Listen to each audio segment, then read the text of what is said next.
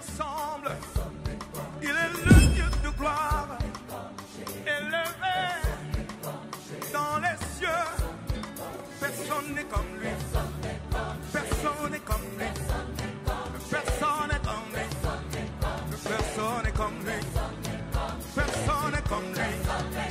Personne n'est comme lui. Personne n'est comme lui. Voici, il vient. On sort de la tempête. Chez vos chandeliers, brillant comme le soleil. Élève la voix, comme c'est le jubilé. Radio mon Sillon, dansez. Voici, il vient.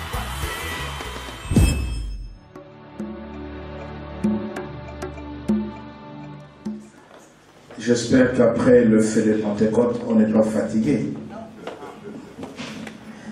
Amen. Le Saint-Esprit ne donne pas la fatigue. C'est un esprit de force.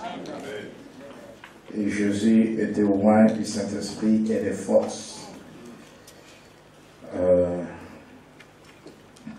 Ne vous fatiguez pas parce que nous avons encore des grands défis devant nous. Et nous avons besoin de toutes les forces pour, n'est-ce pas, faire des grandes choses pour le royaume de Dieu et pour notre Dieu. Bénissons le Seigneur pour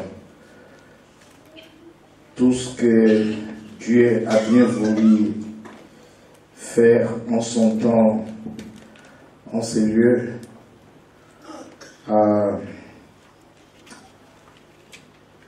Nous voulons revenir sur le transfert d'esprit qui nous aidera pour nous-mêmes, pour nos familles, pour les gens autour de nous, comprendre la transmission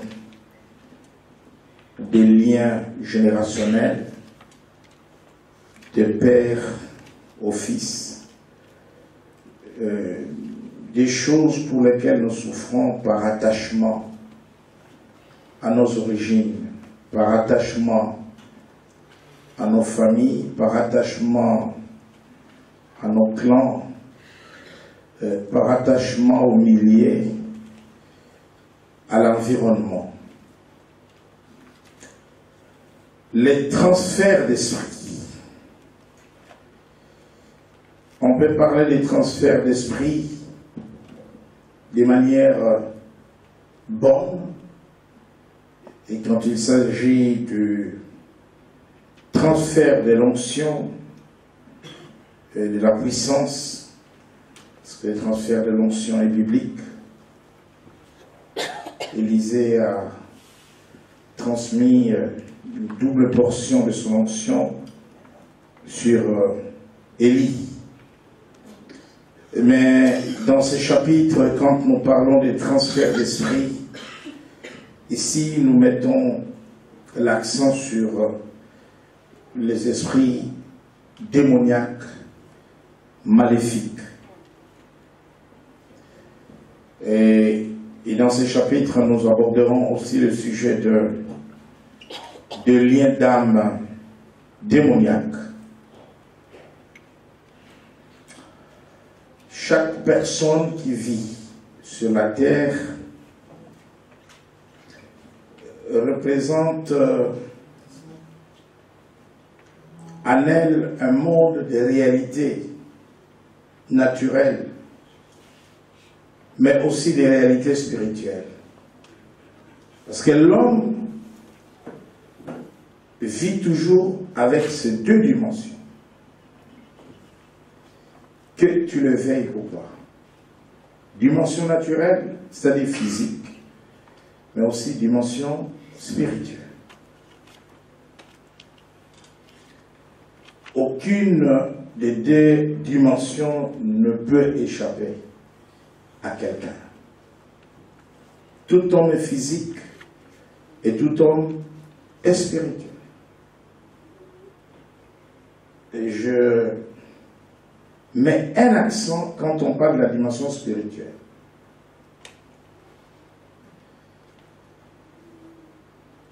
Quand on parle de choses spirituelles, il ne s'agit pas seulement des choses de Dieu.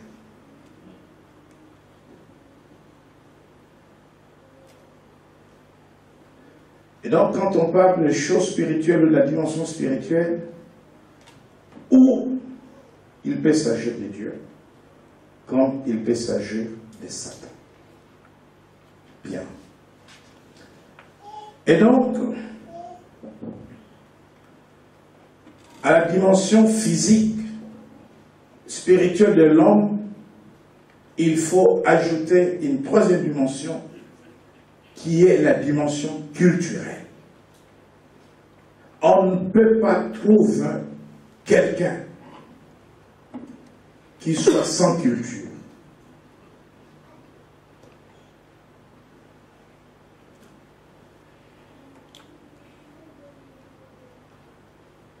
Toute personne qui vit sur la terre est imprégnée d'une certaine culture. Quel que soit ce qu'on peut dire, reprocher, mais au moins imprégné de la culture. Maintenant, derrière la culture, on peut parler de culte. Il n'y a pas de peuple sans culture et sans culte. La troisième dimension qui conditionne la vie de l'homme, c'est la dimension culturelle. Et derrière le culte, il y a ce que nous appelons les divinités, ou les esprits.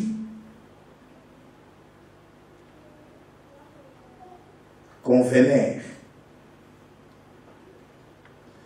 Derrière les divinités, on va parler des sacrifices, des alliances. Or, on ne peut pas parler des sacrifices s'il n'y a pas d'autel. Et il n'y a pas d'autel s'il n'y a pas des alliances conclues entre ceux qui vénèrent un Dieu quelconque avec ce Dieu. Vous pouvez avancer, venez, ne soyez pas gênés.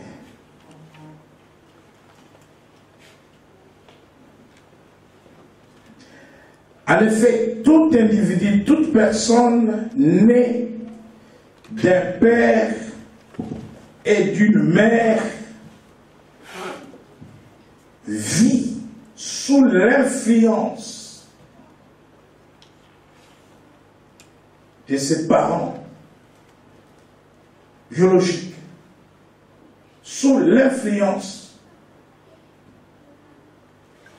imprégnée de la culture. Tu dois recevoir quelque chose de ton père, tu dois recevoir quelque chose de ta mère. Sur le plan physique, il y a la transmission génétique par le sang. Et tu ne peux pas échapper à cela. Et c'est ce qui nous amène aux maladies dites héréditaires. À cause du lien du sang.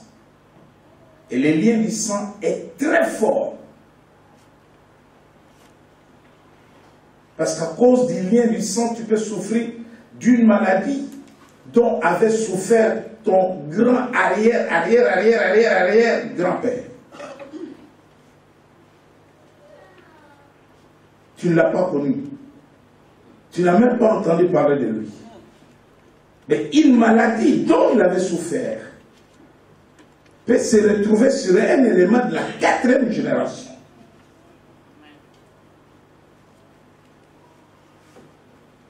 Ça, ce sont des théories scientifiquement démontrées, prouvées, et on ne peut même pas en discuter. Ok. Comme ces choses sont ainsi établies sur le plan physique, sur le plan naturel, sur le plan de la science, en latin on dit mutatis mutandis, c'est-à-dire de la même façon, les mêmes principes s'appliquent au spirituel. Voilà pourquoi Dieu dit dans Exode au chapitre 20, lisons Exode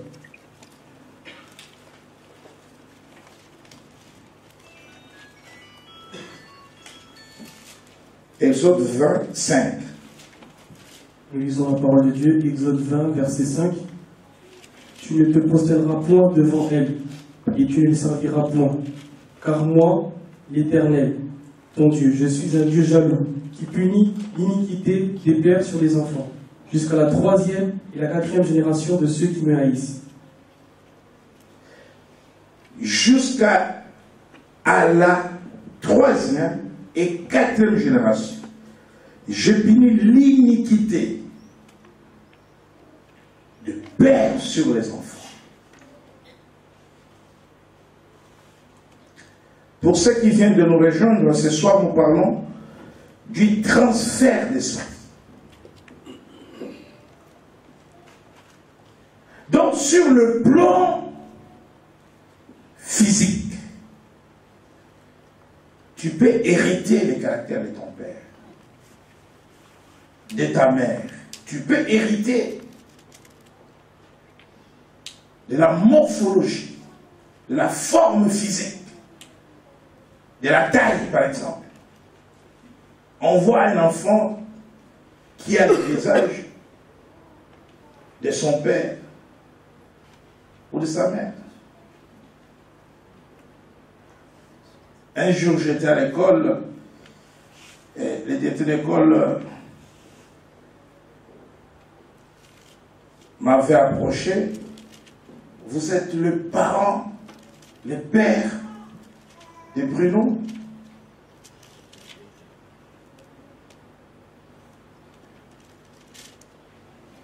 C'est la première fois qu'il m'avait vu. J'ai dit oui. Il m'a dit, mais vous ne pouvez pas les régner. Voyez-vous? Donc, je lui ai donné génétiquement quelque chose qui me ressemble. Et cela est d'application sur le plan spirituel. On verra un enfant, un neveu, un petit-fils avec un trait caractéristique. Le pasteur Marx, nous avons donné un enseignement sur les traits de caractère. Du père ou de la mère. Alors, ce qu'il faut comprendre, c'est que dans les transferts des caractères ou dans la transmission génétique, on peut trouver de bonnes choses qui vous ont été transmises. Alors, si c'est de bonnes choses,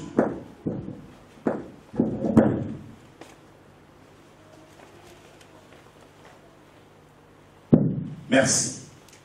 Si c'est de bonnes choses qui vous ont été transmises, gloire à Dieu, parce qu'elles sont bonnes. Elles sont bienvenues dans mon corps, dans ma vie, dans mes habitudes, dans mon comportement. Mais on peut trouver aussi, d'autre part, de mauvaises choses. Et nous, en ce qui nous concerne, c'est de mauvaises choses que nous voulons nous en débarrasser. par la délivrance, par la libération. La Bible dit que si le Fils vous affranchit, vous serez réellement libérés des choses mauvaises qui vous ont été transmises. Et ces choses s'opèrent par ces mécanismes spirituels que nous appelons les transferts d'esprit. Dans les livres d'Ézéchiel, Ézéchiel au chapitre 16, Ézéchiel chapitre 16,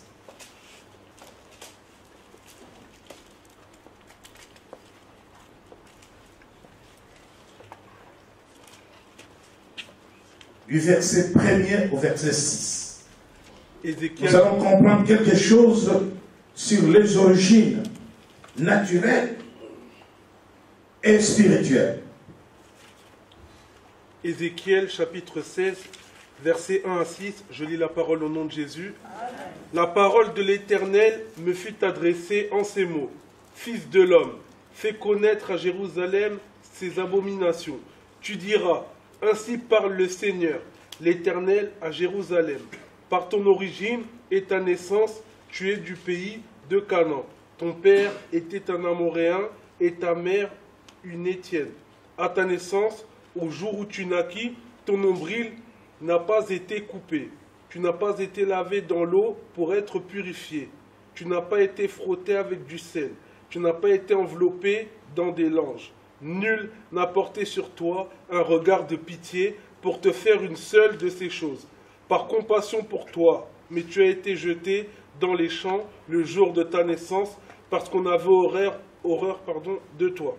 Je passais près de toi, je t'aperçus baigné dans ton sang, et je te dis, vis dans ton sang. Je te dis, vis dans ton sang. On peut s'arrêter là. Amen. Amen.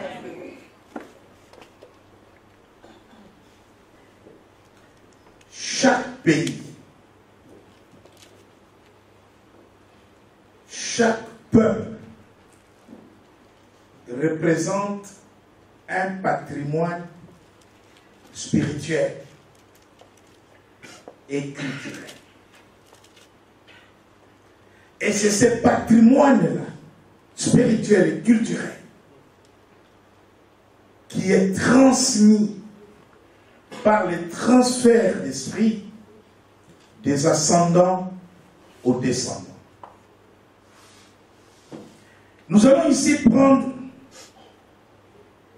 un cas d'école et que chacun pourra s'appliquer dans sa situation, en faire soi-même sa cure d'âme, l'évaluer afin d'une probable délivrance.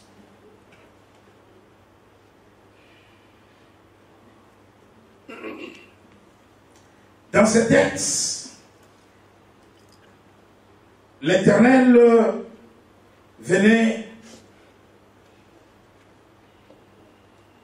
présenter la situation physique et spirituelle de Jérusalem.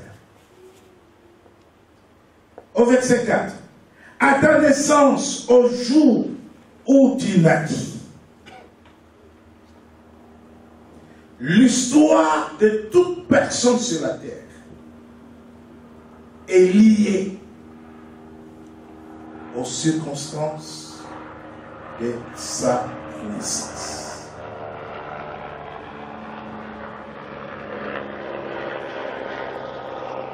À ta naissance, au jour où tu naquis, ton nombril n'a pas été coupé, tu n'as pas été lavé dans l'eau pour être purifié, tu n'as pas été frotté avec du sel, tu n'as pas été enveloppé dans des langes. Tu n'as pas.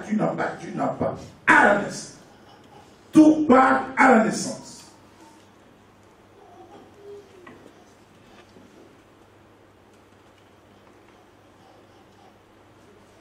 Mais au verset 3, par ton origine et ta naissance, les deux sont liés. Tu es du pays de Canaan.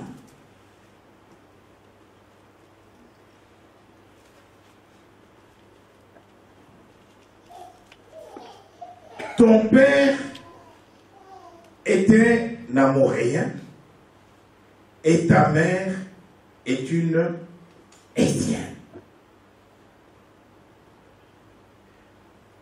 Tu es du pays de Nigeria.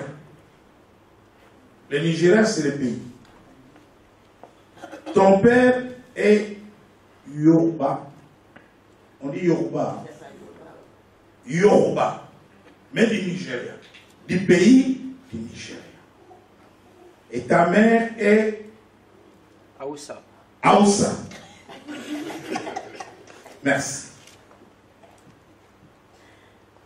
Les deux sont du même pays. Les deux parents sont du même pays. Mais de deux peuples différents. Ok? Oui.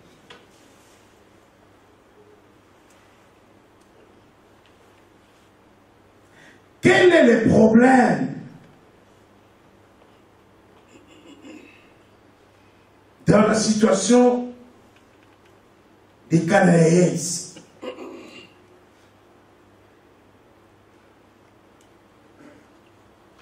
Est-ce que son malheur, c'est son pays?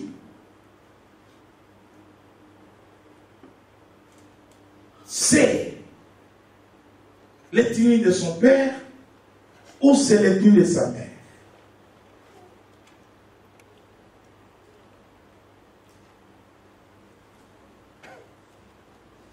Pour évaluer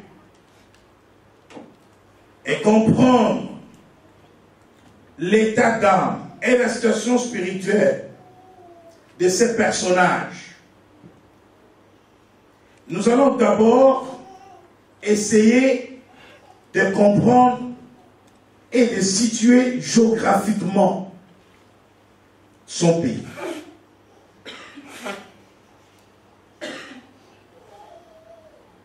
Du pays de Canaan. Canaan, c'est quoi? Où se trouve Canaan? Est-ce que Canaan, c'est un bon pays ou un mauvais pays? Vous qui connaissez la Bible, est-ce que c'est un bon pays ou un mauvais pays? Les uns diront bon, les autres disent mauvais. Dans le livre de Genèse, au chapitre 10, géographiquement, c'est un pays, un territoire qui est situé à l'ouest du Jourdain. D'accord? Et donc, ceux qui venaient d'Égypte pour arriver sur ce territoire devraient travailler et traverser, n'est-ce pas, le Jourdain. Lisons Genèse 10, versets 15 à 18. Nous lisons la parole de Dieu. Genèse 10, verset 15. Canaan engendra Sidon. Son premier-né est Heth. Et les Jébusiens, les Amoréens, les Girkasiens, les Éviens, les Arkiens, les Siniens, les Arvadiens, les Tsémariens, les Amathiens. Ensuite, les familles des Cananéens se dispersèrent. Les limites des Cananéens allèrent depuis Sidon, du côté de Guéra jusqu'à Gaza, et du côté de Sodome, de Gomorrhe, d'Adma et de Tseboïe, jusqu'à l'Écha.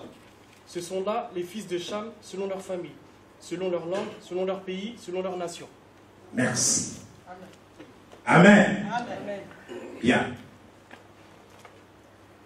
Maintenant, quand nous faisons des recherches dans la Bible, qu'est-ce qui est bon dans ces pays de Canaan et qu'est-ce qui est mauvais?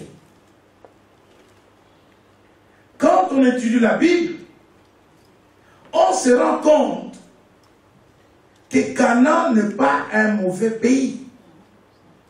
Dieu ne peut pas donner à son peuple, et surtout par alliance, par la promesse, une mauvaise chose. Voyez-vous? Donc, Canaan n'est pas en soi un mauvais pays. Parce que la Bible dit que dans ces pays, quand Moïse a envoyé les 12 espions, chacun représentant sa tribu, les 12 tribus en Israël, ils firent un rapport en ces termes. C'est un pays riche où coule le lait et du miel. La terre est fertile. Et quand vous regardez les terres d'Israël aujourd'hui, des terres favorables à l'agriculture, fertile, pays riche. Donc, quand on fait l'étude même du pays, le pays en soi ne pose pas un problème. Amen. Alors, mais on se rend compte quand même que le pays ne pose pas un problème. Mais on vient dire à ce personnage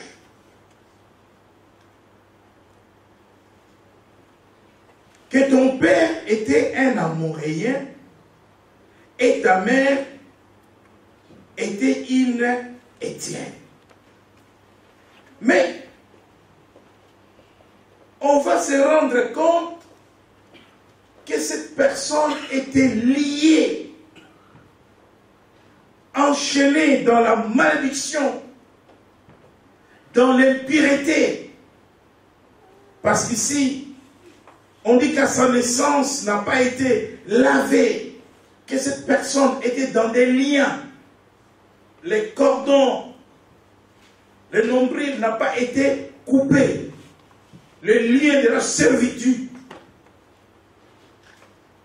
Mais si le pays est bon, d'où il vient? Le pays est riche. Le pays n'est pas un problème. D'où viennent toutes ces malédictions, ces liens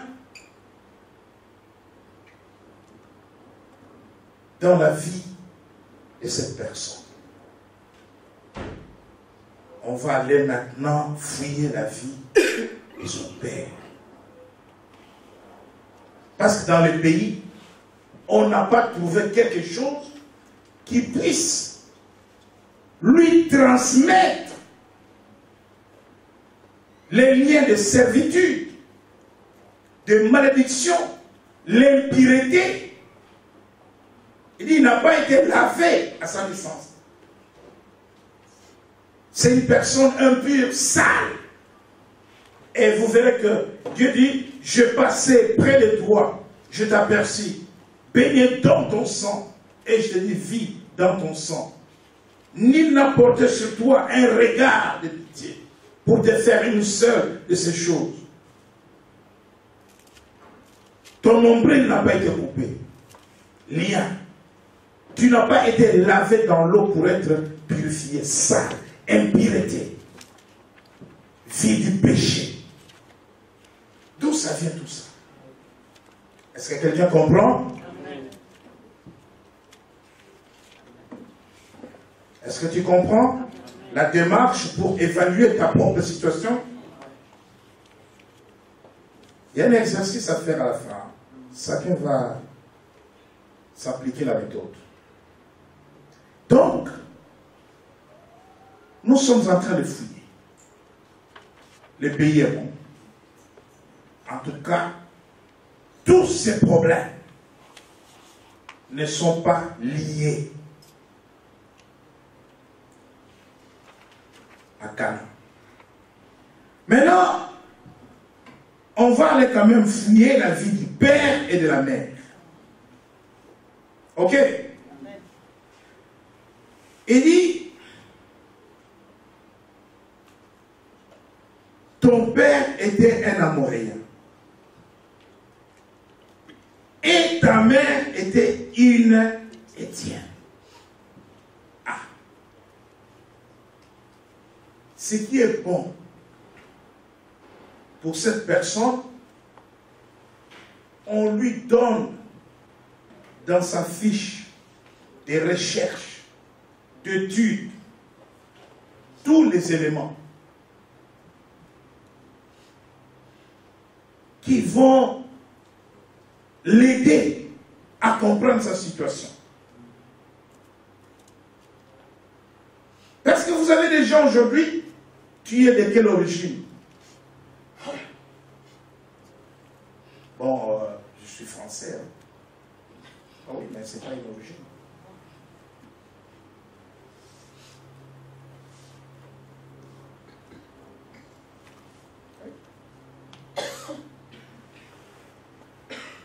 C'est une nationalité. L'origine, c'est autre chose. Le français peut être hongrois, il peut être gaulois, il peut être roumain, togolais, béninois, français aussi, oui. On va dire des souches origines. Il y a des Français. Il y a des Français dont les Italiens. Les ancêtres sont venus d'Italie. Ils, les Français. Mais si nous rentrons dans la problématique des recherches d'origine, on va les fouiller en Italie. Vous comprenez? Si nous parlons de transfert d'esprit, de la transmission génétique, spirituelle, on va en Hongrie. Voyez-vous? Sinon on va en Espagne.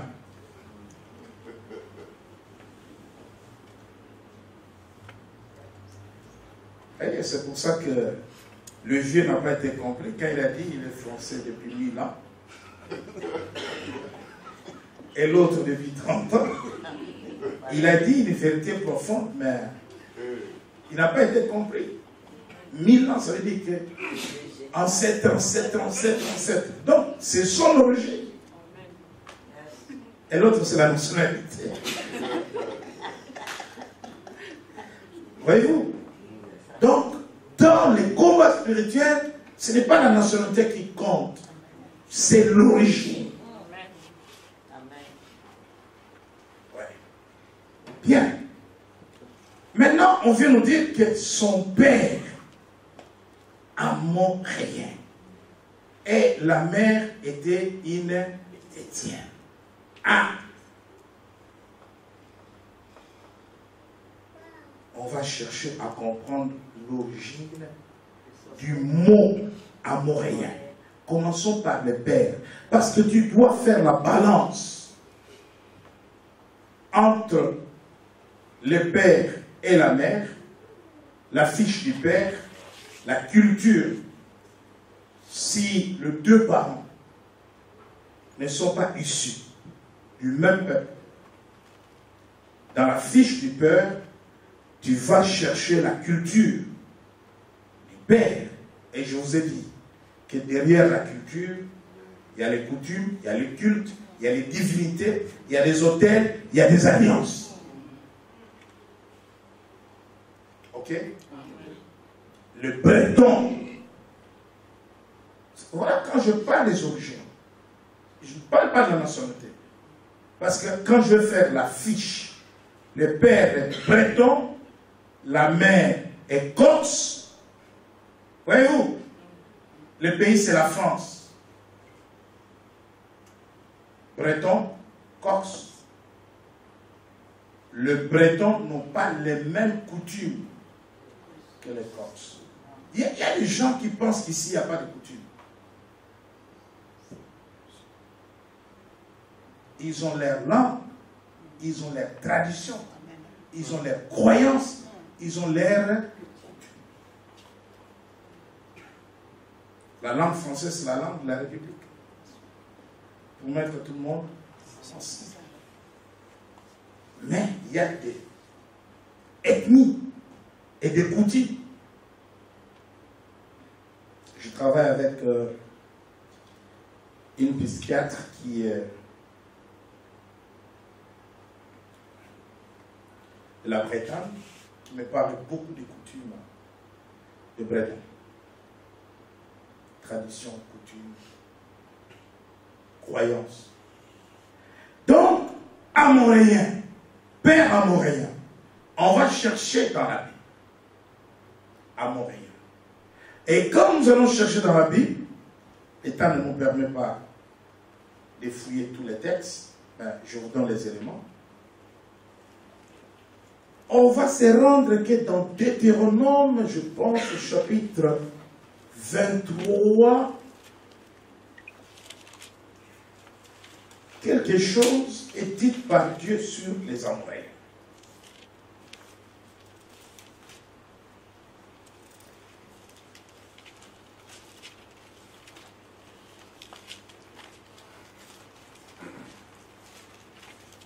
Deutéronome, verset 3. L'Ammonite et les Moabites n'entreront point dans l'assemblée de l'Éternel, même à la 10e génération et à perpétuité. Bien. Nous retournons dans Genèse, au verset 10. Genèse, chapitre 10, versets 15 à 18. Genèse chapitre 10, versets 15 à 18. Canon engendra Sidon, son premier-né, et Heth et les Jébusiens, les Amoréens, les Girgasiens, les Éviens, les Arkiens, les Siniens, les Arvardiens, les Tsémariens, les Amathiens. Ensuite, les familles des Cananéens se dispersèrent. Ok. Canaan engendra A. Il y a deux Canaan. Il y a Canaan du pays, mais il y a un monsieur qui s'appelle Canaan. Et ce monsieur est suspect. Ce monsieur nous intéresse ici. Amen. Amen. Amen.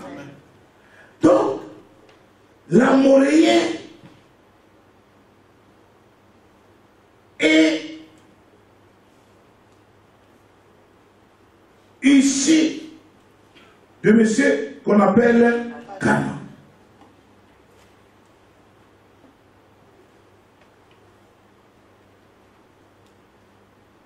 Nous remontons au chapitre 10, au verset 1er du chapitre 10. Et là, nous allons nous rendre compte que Noé avait 3 fils. Lesquels? Sem, Japheth et Cham. Et qu'un des fils de Noé, qui s'appelait Cham,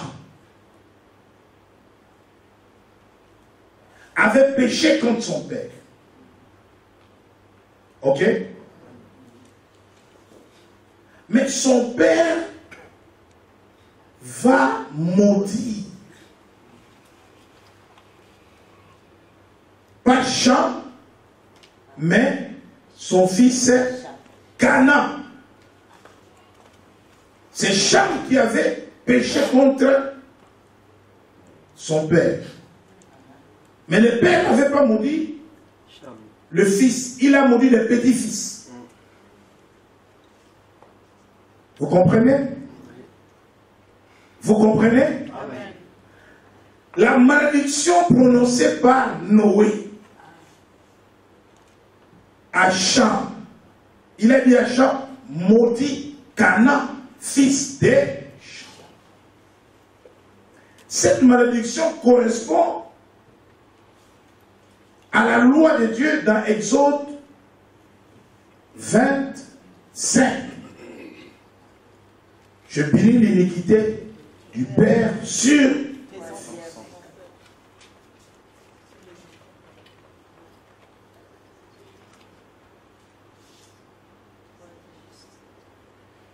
Salomon a péché.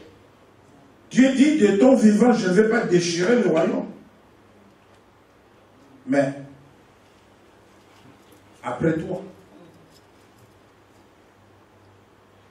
Donc, à partir de ce père qui est amoréen, nous remontons jusqu'à Canaan. Pas Canaan le pays, parce que le pays n'a pas de problème. C'est un bon pays. La France n'a pas de problème, c'est un bon pays. Le Cameroun n'a pas de problème. L'Angola n'a pas de problème. Tu as la forêt, tu as des eaux, tu as tout ce qu'il te faut, toutes les richesses. Le problème, c'est le peuple qui habitait le pays de Canaan. Ce peuple vivait en abomination avec Dieu. Et c'est la mentalité, c'est la culture de ce peuple qui va jusqu'à Sodome et Gomorrhe.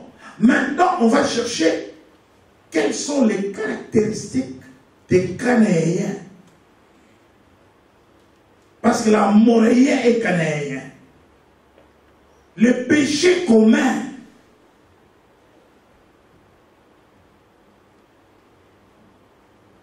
de ce peuple-là. Qu'est-ce qu'on voit chez les Haoussa? Parce que le problème n'est pas le Nigeria. Le problème n'est pas le pays. Nous avons fait le tour du Nigeria, un beau pays. Un pays où il y a du pétrole partout, béni par Dieu. Mais chez les Haoussa, il y a un problème d'idolâtrie. Et l'autre, c'est qui? Yoruba. Hein? Yoruba. Chez les Yoruba, vous savez, les arts des Yoruba là, il y a aussi un problème grave d'idolâtrie. Donc, le problème de ce personnage ici, il n'a pas été lavé, et il est dans des liens, et les cordons n'ont pas été coupés, vient de son père. Alléluia. Maintenant, quand vous avez une fiche, vous regardez les traits caractéristiques de votre ancêtre ou de vos ancêtres. Est-ce que ce sont des choses pour lesquelles vous êtes en train, vous, de souffrir? Par exemple, les liens de la pauvreté.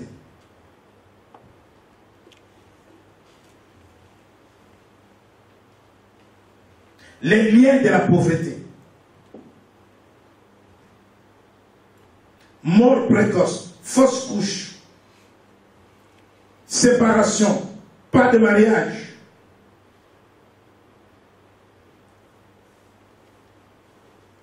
Donc, dans cette fiche, on commence à voir clair. Il y a eu les transferts d'esprit depuis Canaan, parce que les Amoréens, les Estiens, tous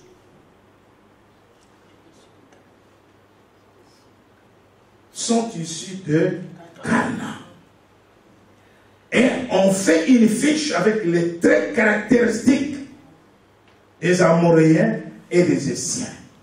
Et au travers de ces traits caractéristiques, on a les éléments des ressemblances. On a les éléments du transfert de son, les liens de malédiction, et on a la cause.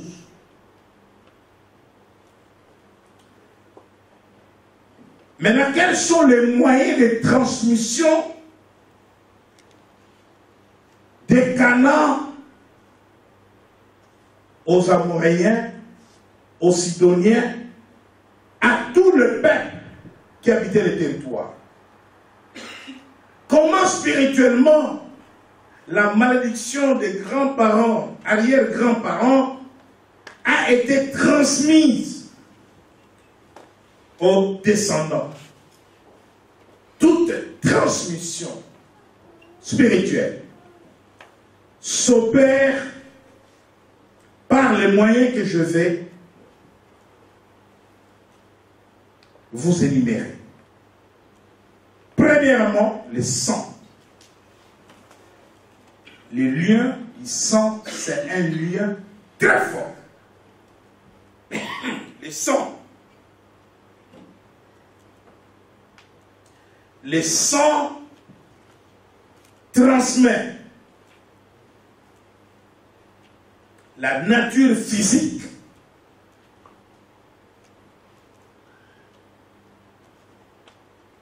de l'homme à l'homme et la nature spirituelle.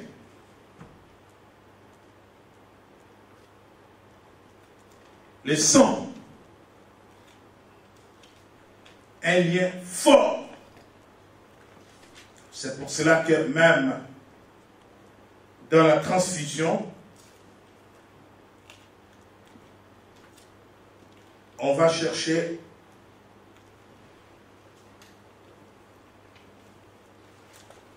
si les sangs est compatible, même dans les dons des organes. Dans Job, au chapitre 14, verset 4,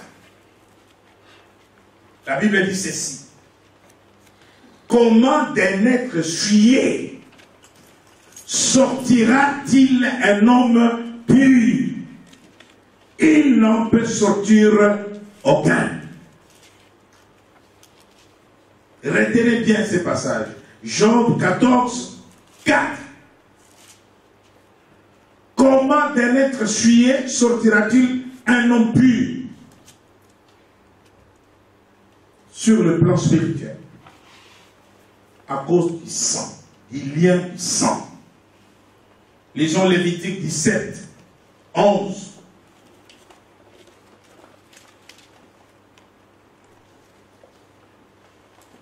Nous lisons la parole de Dieu, Lévitique 17, verset 11. Car l'âme de la chair est dans le sang, je vous l'ai donné sur l'autel, afin qu'il servît d'expiation pour vos âmes.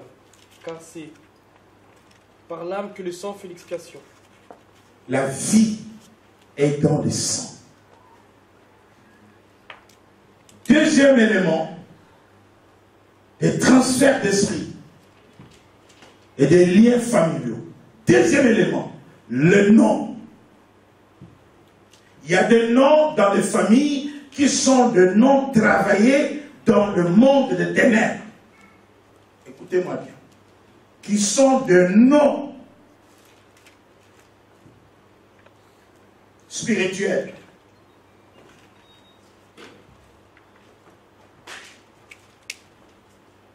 C'est pour cela que pendant la cure d'âme, je pose toujours la question de savoir, est-ce que tu connais la signification de ton nom?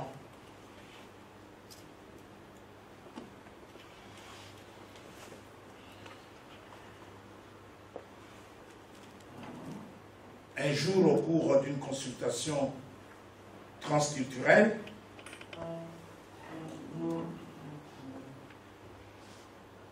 nous avons posé la question à un père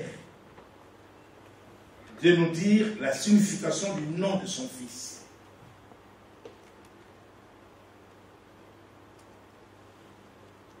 Parce que l'enfant avait des problèmes spirituels graves. Mais nous, avant de recevoir la famille, nous travaillons, nous faisons des recherches, nous faisons des études.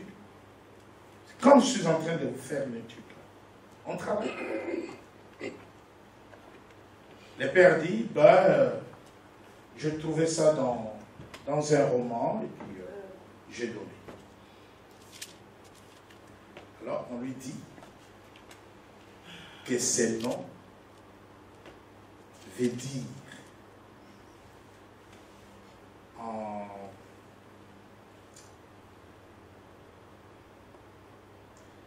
la langue la plus parlée au Sénégal. En Wolof. Ce nom en Wolof veut dire marabout. Oui. Le nom, c'est un moyen de transfert d'esprit. Il y a des noms de famille qui sont des noms apparentés aux divinités, aux esprits des forêts, aux esprits des eaux, au totem. Quand à la naissance on vous donne ce nom, c'est toute la transmission des esprits maléfiques. Et ça peut même paraître la transmission de la sorcellerie par le nom.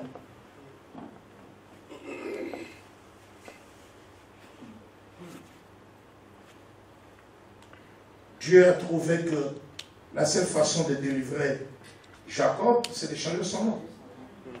Comment tu dois porter le nom de voleur, usurpateur, et tout ça, petit farceur?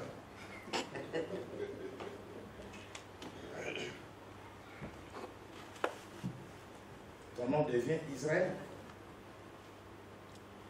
Le nom, c'est un moyen de transmission.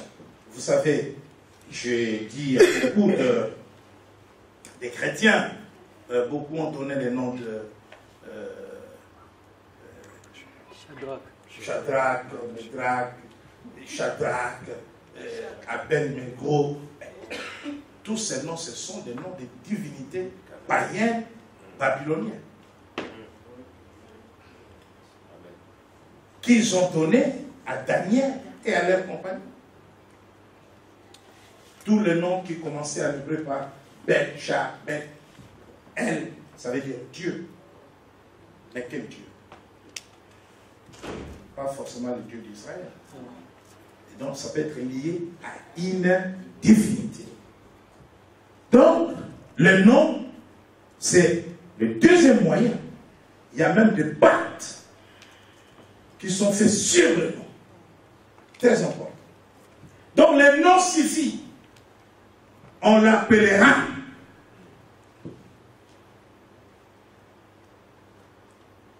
Ce n'est pas n'importe qui a donné le nom de Jésus à Jésus. C'est Dieu lui-même. En fonction de ce qu'il devrait être et de ce qu'il devrait faire. Et Satan fait pareil.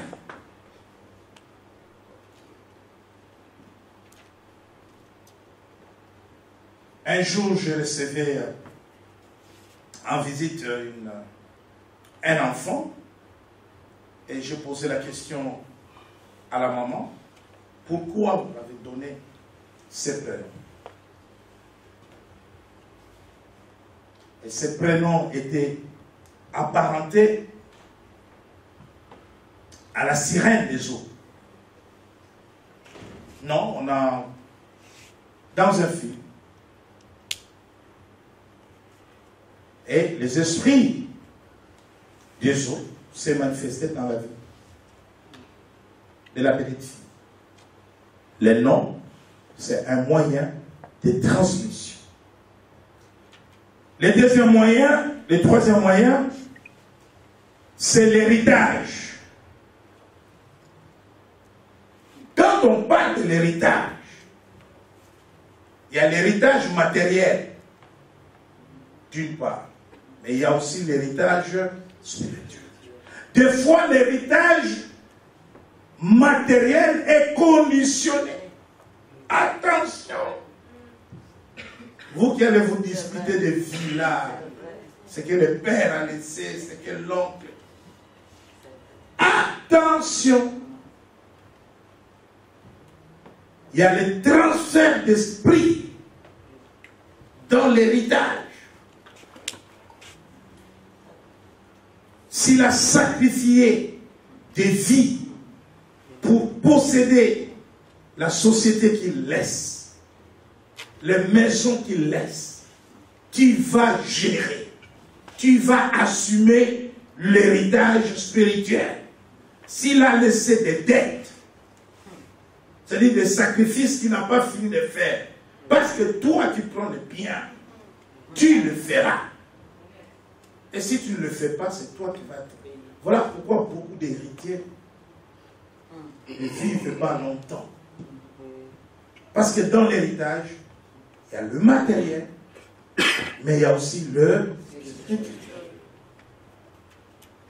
Un héritage matériel peut être un bon héritage, sans histoire, mais ça peut être aussi un mauvais héritage.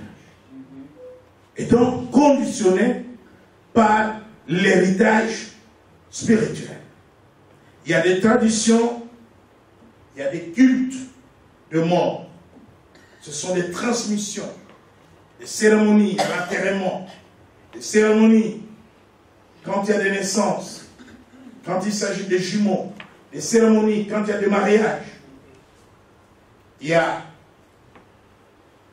la transmission des traditions, des coutumes, de la sorcellerie, des pratiques anciennes, de génération en génération, comme la fête de génération en Côte d'Ivoire.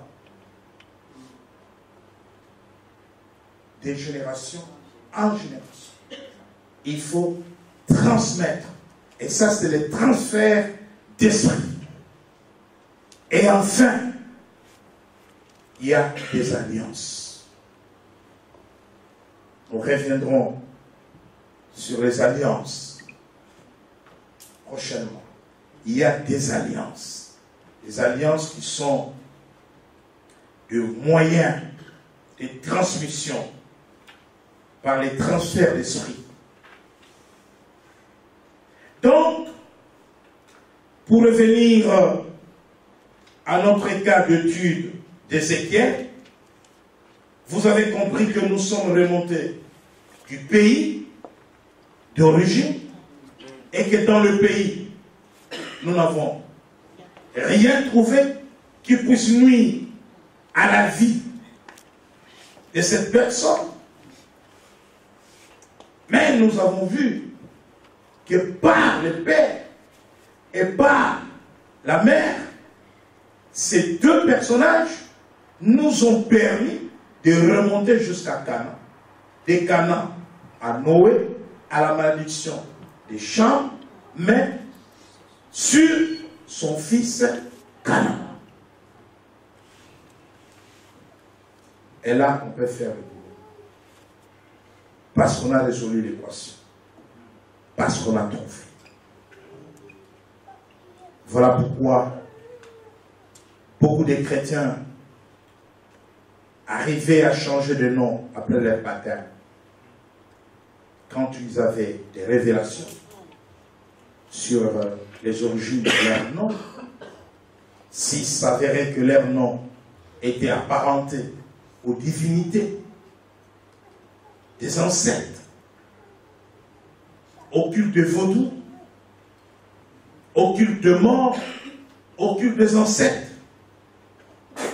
Parce que tu seras victime du transfert de l'esprit des morts, et si par le sang, ou par le nom, ou par l'héritage, il y a un attachement avec la nécromancie, ou la communication avec les défunts, ou les esprits des morts. Ce sont des choses, n'est-ce pas, qui passent par les transferts d'esprit. J'étais un jour dans une clinique, prié pour une jeune fille qui était en train de mourir, une jeune femme, mais qui était en train de discuter avec sa mère. Et laissez-moi vous dire que cette maman, elle est déjà morte.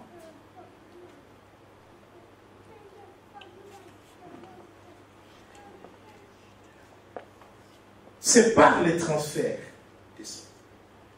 Et là, c'est la nécromancie, la communication avec.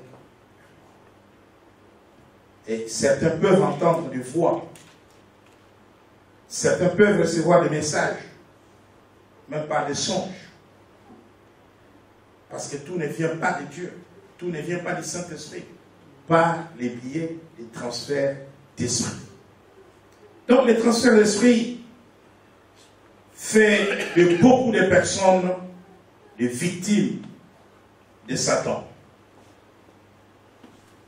Tu n'as pas choisi ta famille, tu n'as pas choisi ton clan, tu n'as pas choisi ton père, tu n'as pas choisi ta mère, mais te voilà dans des situations compliquées, difficiles. Et Jésus dit, tout est possible à celui qui croit. Si le Fils vous a franchi, vous serez réellement libres. Que le Seigneur vous bénisse.